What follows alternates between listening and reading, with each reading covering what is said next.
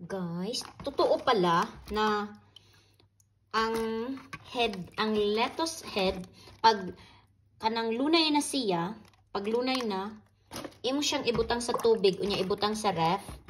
Crispy na kaayo pagkaugma. Gi-overnight na ko. Na-learn na ko ni sa akong amiga, oh. Crispy na kaayo siya. Yan. Crispy na kaayo. Bugnaw lang kayo tubig ato ikuan kay makakuan pa ice water na galing sa ref ba.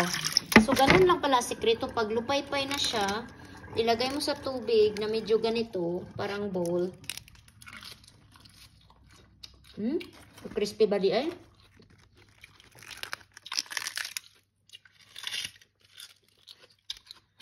Crispy kayo guys. Tama na. So, magbutang og tubig, ibutang dayon ang lettuce head, ibutang sa ref. Pag mata ni mo next morning, crispy na kayo.